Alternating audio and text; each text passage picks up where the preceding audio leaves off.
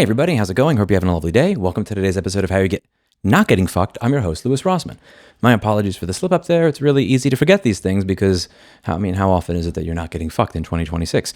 Today we're going to be discussing a new law that's coming out or going through the legislature in the state of California and what I think of it. It's very similar to what's going on with Stop Killing Games. They don't have every single detail exactly the way the proposal is written for the EU, but I think that most people that have been following and supporting the Stop Killing Games movement can look at this and say, I'm pretty aligned with this, even if all the details are not exactly the same. And we're going to be reading about this bill. It's AB2426 coming out in the state of California. Now, many of you like to meme on the state of California in the comments section. You will say that they are very lefty and socialisty and communisty and everything else. And for all the viewpoints that you may have in the state, for all that you may want to rag on the state, one thing that I think needs to be acknowledged is that it is the only state in the United States right now that is actually trying to codify what property rights mean in 2026 and make sure that if manufacturers do not respect property rights, that they cannot use words that imply that they do, like buy, sell, sold, or purchase. There's a law that I went over, AB 2426 in the channel, that I'm very much in support of. And again, to my knowledge, tell me if I'm wrong, California is the only state in the United States that's actually tried to codify property rights into the law in 2026, which is one of the things that I will bring up when people say that they are socialist, communist bastards. Because, again, I live in Texas. I like Texas, but I don't see Texas trying to codify ownership in the legislature. Take a look at this bill, 2426, and try to put aside in political soul to tell me whether or not you think that this is a good thing. It says that it prohibits you from selling a digital good with the terms buy, purchase, or any term which a reasonable person would understand to confer an unrestricted ownership in the digital good. Now, this bill does not apply to one particular type of good. This section does not apply to a digital good that is advertised or offered to a person that the seller cannot revoke access to after the transaction. So this means that if I sell you something and I say that it's a purchase, sale, sold, if I use any words that make you believe that you are actually owning something, but I have the ability to take it away from you, that's false advertising. This is a really cool law. It doesn't stop companies from taking away ownership, but it does require them to be honest up front, and I very much so support that. Now, again, to be fair to the people that meme on California, there's a reason you guys meme on California, and it's because they don't actually enforce the fucking law. As I've said on this channel many times, I have done my best to actually get any enforcement action on this, and every single one of you who has contacted the California State Attorney General, every single one of you has gotten the exact same fucking form letter copied and pasted to you. Some of you had to wait a few weeks to get the form letter copied and pasted to you. Others have gotten the form letter copied and pasted to them almost a year later. But whatever, the form letter pretty much says, go fuck yourself, find somebody who cares, pay a lawyer if you want the law to be enforced. It's the polite way of saying that. So I don't expect them to do much with it, but it's pretty cool to see that the state is at the very least proposing something like this and that the discussion has started in the United States. So let's go over the press release and then go over the bill. The press release is as follows. This is from Consumer Rights, AB 1921, Protect Our Games Act. Assembly Bill 1921, the Protect Our Games Act, seems to protect consumers in the event that a video game operator shuts down a service-supported game, rendering it unusable for those who've purchased it. AB 1921 ensures that consumers who spend their hard-earned money on games have the assurance that they can play those games even if the company stops supporting it, or they can get their money back. Increasingly, consumers seek entertainment and community in online spaces, including service-supported digital games. As live service games rise in popularity for game developers and gamers alike, end-of-life procedures are essential tools to ensure that prolonged access to the games consumers pay to enjoy. Regulators have occasionally offered guidance that companies who retract access to purchase content may be violating consumer protection laws, but clearer rules of the road would better serve both consumers and companies. We're in the midst of a decades-long transition from owning a physical product to merely licensing aspects of a digital service. Companies are using this transition to erode traditional consumer rights by using what we call software tethers to control how long consumers can use their products and what they can do with them. AB 1921 protects consumers' rights during and after this transition. The bill would require digital game operators to let consumers know 60 days in advance that they plan to shut down a game. Digital game operators must also tell purchasers that they have stopped supporting the game on the day that they actually shut down the game. When they shut down the game, they must also do one of the following. 1. Provide the consumer with a version of the digital game that can be played independent of services controlled by the operator. 2. Offer a patch or update the consumer's version of the digital game that enables them to keep playing the game independently of services controlled by the operator. Or 3. Issue a refund in an amount equal to the full purchase price paid for the digital game by the purchaser. The law would not cover free games, games that don't require any sort of connection to the internet to play them, or subscription services that offer access to digital games.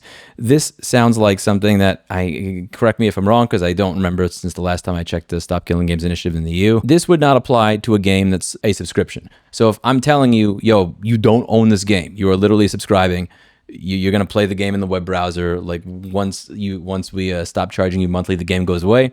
Those games are not affected. And this brings us to the sad reality that I think you're probably going to see a lot more of those games if this bill passes. But at the very least, it would again force companies to be a little bit more honest about what's going on. So let's take a look at the bill PDF on California's legislative website and see what this looks like. So this is Assembly Bill 1921, introduced by Assembly Member Ward. And we always want to give credit to people who are actually trying to introduce things that codify ownership into our society. So if you like this bill, then do send them an email and say thank you for trying to codify ownership into our society. As an act to add to Chapter 6.8, commencing with Section 2660 to Division 8 of the Business Professions Code related to business. 1921 as amended. Ward. Digital games. Ordinary use. Existing law requires that every video game retailer post a sign within the retail establishment in a prominent area, providing information to consumers about a video game rating system or notifying consumers that a rating system is available to aid in the selection of a game, and to make available to consumers upon request information that explains to the video game rating system. Existing law, subject to certain exceptions, prohibits a seller of a digital good, including a digital application or game, from advertising or offering for sale a digital good to a purchaser with items buy, purchase, or any other term, blah, blah, blah. Again, we just read that law over here, and I said that I'm in support of it. It would be great, again, if they would actually fucking enforce it, but topic for another video. We've already read that part. This bill will regard to digital games available for purchase on or after January 1st, 2027, and subject to certain exceptions, would require a digital game operator to communicate specified information to purchasers and prospective purchasers of a digital game 60 days before the operator ceases to provide services necessary for ordinary use of the game. And beginning on the date an operator ceases to provide the services necessary for the ordinary use of the game, require the operator to provide the purchaser with an alternate version of, a patch or update to, or a refund for the game as provided. And prohibit the operator from selling, leasing, or otherwise distributing a version of the game that cannot be used by a purchaser independent of services controlled by the operator. The bill would authorize the Attorney General or a district attorney to bring a civil action for violation of these provisions. And again, hopefully by the time that this bill is actually passed, there is a Attorney General in the state of California that does their fucking job. Now, you see that there's a lot crossed out over here. So let's just go through the crossouts, because when you look through all the crossouts, you start to understand where the arguments were going on or what the discussions were behind the scenes. So the first thing that got crossed out is server connected, and that was replaced with digital games. So server connected games changed to digital games. I'm guessing that, this is just a guess, and tell me if I'm off if you're a lawyer, that this was part of the discussion with live service games. So when you saw Pirate Software talking about this and saying there needs to be a carve out for live service games, he was saying, I think that this is something that even Pirate Software would say, I'm okay with, but because I don't see them talking about live service games. That's where, again, you're paying a subscription every month to play the game. You're just upfront and honest, like from the very fucking beginning, bro, you don't own this game. Do you want to pay me? It's going to die someday. Are you okay with that? And that's, I'm not saying that I even like that model. I don't like that model, but it's a different model from here is a game, you bought it, you have like a physical fucking copy of the disc that you've put in your computer to install it, and it just stops working at some point and they don't tell you. There's a difference there. I don't like either of them, but one of them is way worse than the other, including, among other things, requiring a company to provide notification of a game's end of life to public to the users and prohibiting a publisher.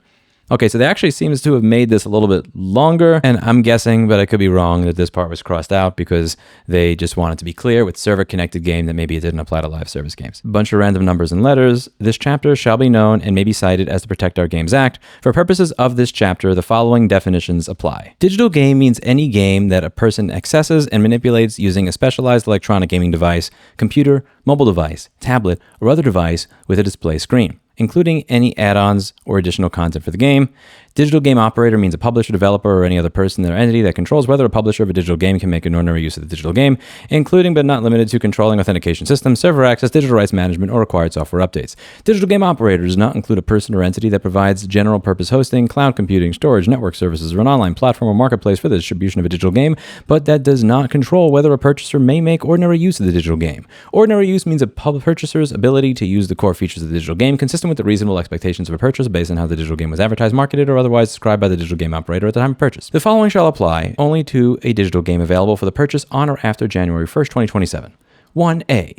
60 days before a digital game operator ceases to provide services necessary for the ordinary use of a digital game, the operator shall communicate all the following information to purchasers and prospective purchasers of the digital game.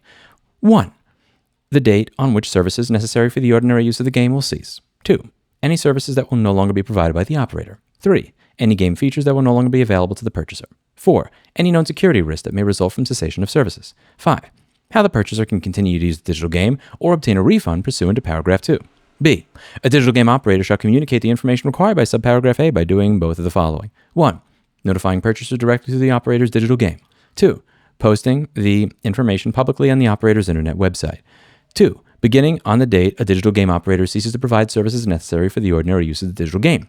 The operator shall provide the purchaser with one or more of the following. A version of the digital game that can be used by the purchaser independent of services controlled by the operator. B. A patch or update to the purchaser's version of the digital game that enables its continued use independent of services controlled by the operator. C. A refund in the amount equal to the full purchase price paid for the digital game by the purchaser. 3. Beginning on the date a digital game operator ceases to provide services necessary for the ordinary use of the digital game, the operator shall not sell, lease, or otherwise distribute a version of the game that cannot be used by a purchaser independent of services controlled by the operator. This section does not apply to any of the following. 1. Any subscription-based service that advertises or offers for sale access to any digital game, solely for the duration of the subscription. 2.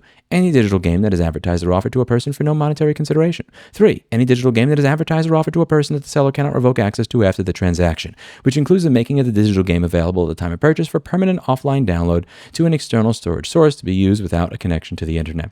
Actions for relief pursuant to this chapter may be prosecuted exclusively in court of competent jurisdiction in a civil action brought in the name of the people of the state of California by the Attorney General or by any district attorney. Now, it does seem like from everything that was crossed out here that there was an argument that went back and forth, and I cannot know what went on exactly in the California state legislature, but I imagine it's something like this. I imagine that the original text was something like, can you give people a way to repair or run their own server when the online game gets shut down? And they said, like, I can't do that. I don't know. That's way too much fucking work. I'm not going to be able to do that. What I can do is figure out a way to make it run offline.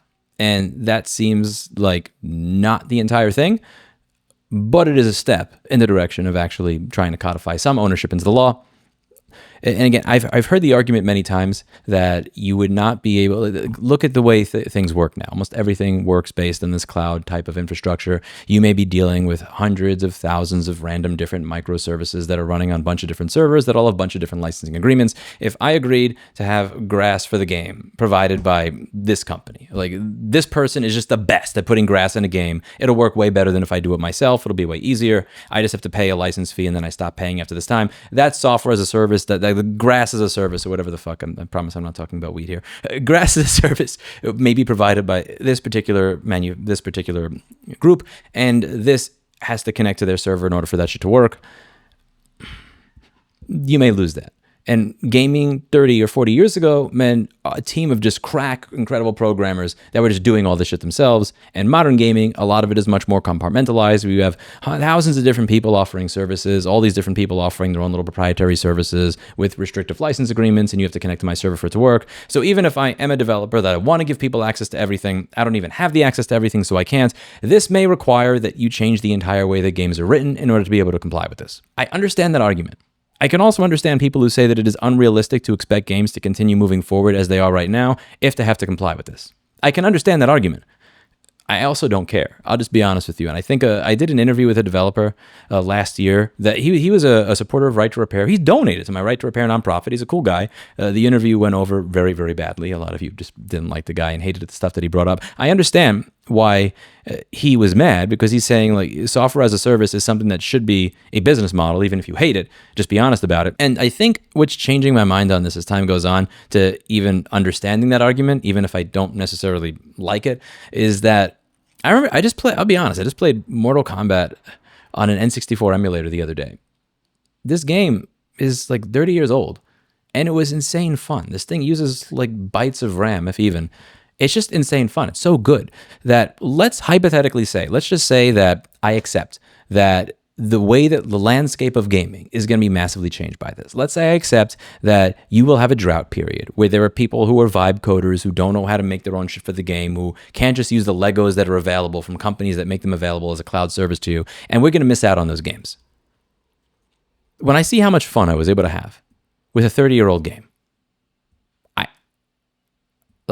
this may come back to bite me in the ass just saying it out loud. I don't care. I'm going to say it anyway.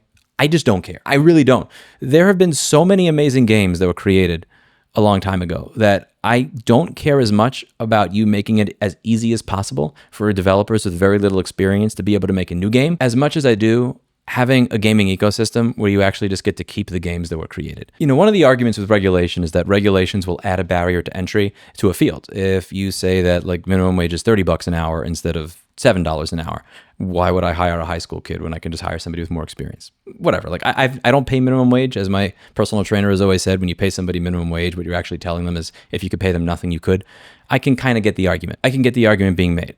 If you say that you need certain certifications in order to enter a field, yeah, that's a barrier to entry, especially if I don't have the money to get the certifications and everything else. I can understand the argument and say I'm not for that. But here, you're talking about the very concept of ownership being revoked societally.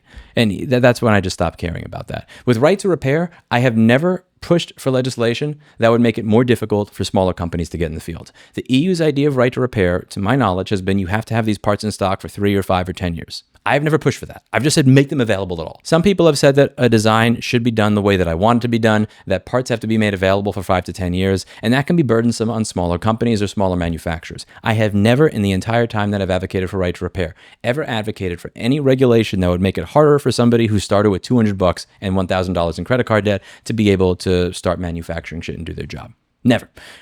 This is like the one time where I wouldn't care if the regulation that exists makes it harder for an indie game developer that just has no fucking clue how to build a game. Because if the option is have an ecosystem where even the really hardcore awesome devs at making games are working for companies that are making anti-ownership games, but you have that low rung of the ladder, or maybe like cut that low rung of the ladder off temporarily, at least until the market changes, and get ownership back, I kind of want ownership back, I'll be honest with you. If a law like this were to pass, I think one of two things happens. Either behind door number one, everything becomes a live service game, meaning that every game is a subscription and they're just honest about it, or B, the ecosystem does actually radically change. Like all these companies will have to change their business model. I'm not going to be able to say you have to connect to my server to temporarily license the auto aim or what the grass looks like. Like I won't be able to vibe code a video game as easy using services from other companies, but that also means that real game developers that are really good at creating games are not going to be able to create games that are anti-ownership. If the cost of getting back ownership is temporarily this bottom rung of the ladder just goes away until all these different companies figure out new licensing routines and new ways to actually sell these services to the people who want to make games, I think that it is a small price to pay to actually get back the ability to say that you own what you bought and paid for. Because I can understand the argument that developer was making, and I'll put a link to the video here, where when you used to have a game, like they just did all the shit themselves at the studio. And now when you're making a game, you're not just using somebody else's engine, but you're plugging in hundreds or thousands of all these other tools in that would just allow some average programmers in a dorm room with not a lot of experience to be able to build a game. And I can understand because they're using this software as a service stuff that allows them to not have to make all those things themselves. They can just building block here, building block there, building block here. I still don't care. Something that would also be great to see outside of this, I go over this and I harp on it all the time, Section 12.1 of the DMCA saying that breaking a technical protection measure to access a copyrighted work is illegal. I would really like to see that go away for this. What if you just did it the other way around? One of the things that Aaron has said, I remember him talking about, I think it was World of Warcraft, one of the servers for this game, is people just cracked it and made something that was better than what Blizzard had for a while for an older version of it, and that allowed it to continue running. And they just did it in some other country where they were just able to get away with it for a long period of time. What if you could do that in the United States? And also, being able to do that, being able to just crack it to get around it, I think there's a lot of people out there that would love the ability to do that. I mean, Aaron is literally building an operating system or a coding language that runs on bare metal without an operating system or a kernel, so that when you write a program, it just runs on bare metal. You hit the power button on the computer, and 400 milliseconds later, whatever programs that you've created run inside of it. Like that's a special type of tism. And I'm just saying, there's a lot of people out there that have that would probably be willing to do that for video games. If that person didn't do that for that World of Warcraft server, I mean, Aaron would probably be working on that instead of Hubs.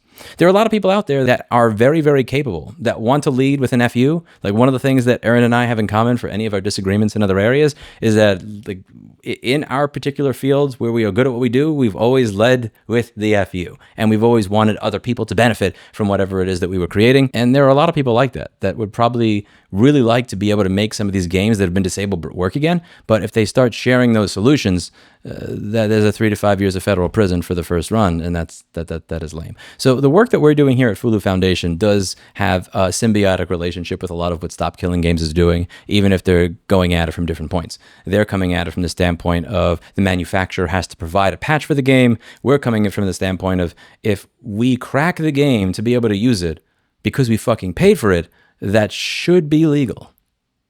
Let me know what you think in the comments down below. That's it for today. And as always, I hope you learned something. I'll see you in the next video. Bye now. Let me know what you think of this law, and let me know if you think Rob Bonta is ever going to actually start enforcing the legislation that already exists. Would be nice, but I'm not going to hold my breath. See you in the next video. Bye now.